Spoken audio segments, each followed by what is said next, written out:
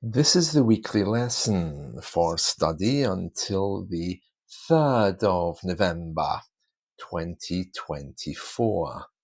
Subject: Halloween. It is Halloween, and as usual, my town has a parade which takes place on the closest weekend. Usually artists create a monster which looks like it's hanging over the town hall, but as everything has gone digital, there isn't actually anything to see unless you attend the event where monsters are beamed onto the walls of the town hall after it gets dark. It is kind of sad that there aren't any installed monuments to visit anymore during the day. As the movie makers say, it's all in the can. I went to the town centre and was upset that there was really nothing to see. Preparations were well underway, complete with loudspeakers. They were loud enough to wake the dead, if you excuse the pun. I don't mind a bit of Kelly Clarkson, but I take exception to Celine Dion.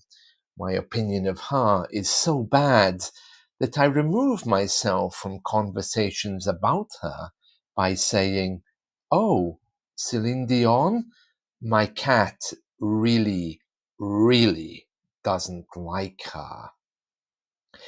It seems the only way I can avoid being rude about her voice. The third person is really useful sometimes. By preparations, I mean the roads were sealed off and large projectors were placed around the center. The parade at night is nice to see, but has too many people to make it in any way enjoyable. When I was a kid, Halloween was one night in the year when we dressed up, carved turnips, and painted pictures of witches. It didn't extend to weeks of celebrations with horror movies about psychotic killers.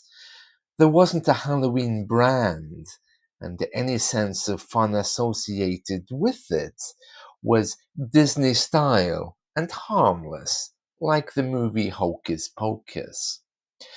There were always objections to it, though, particularly from churches, which still had a lot of influence in the 70s and 80s, but most of us saw it as harmless fun.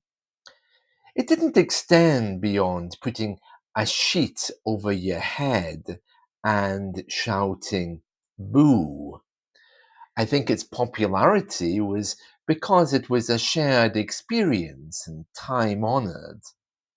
My father carving the turnip, my mother making cookies, and my grandparents buying sweets.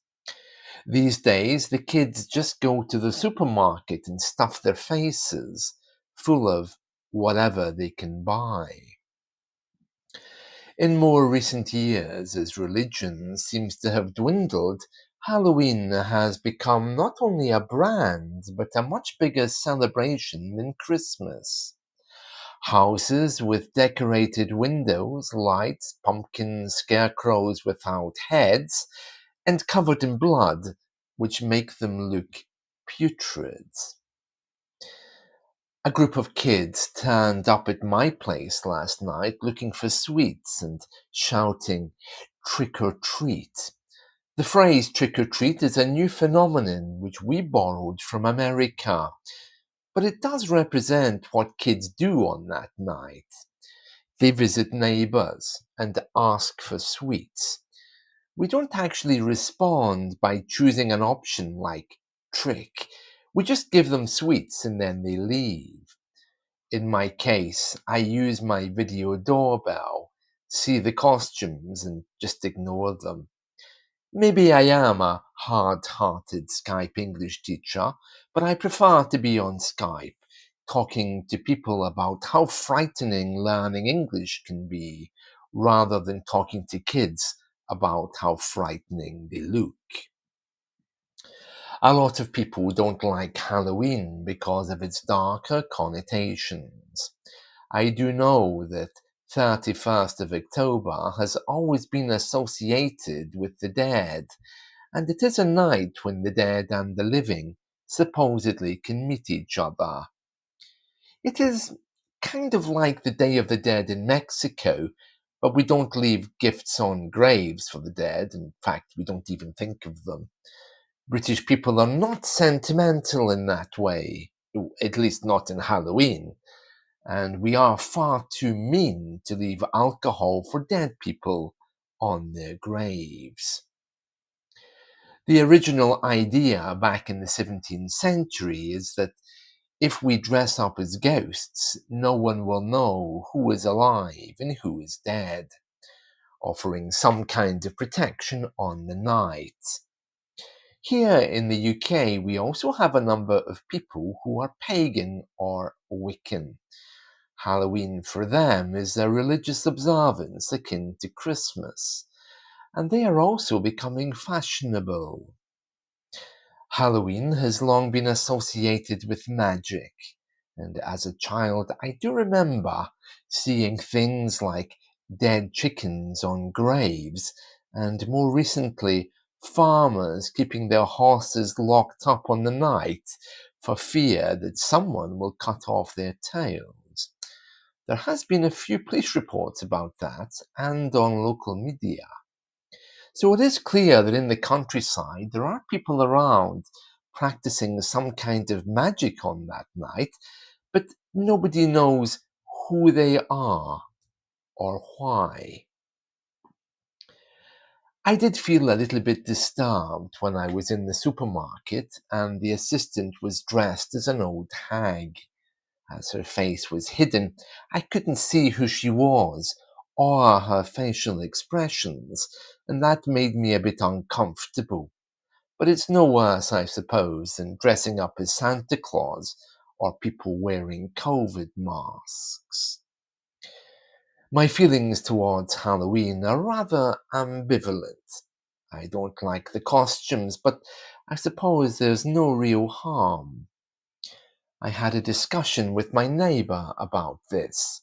Are you all set for Halloween? He muttered wryly. What do you mean all set? I asked, trying to disarm his vain attempt at humour. I mean, do you have the sweets ready? Was his next attempt at small talk. No, I don't really.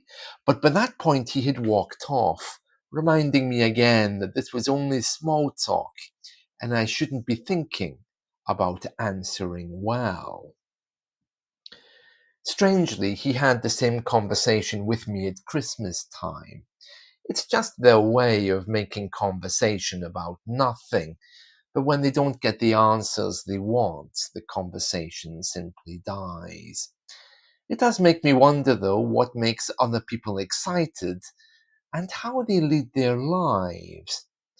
I had a pang of sadness that I might be missing out on something, spending most of my days online.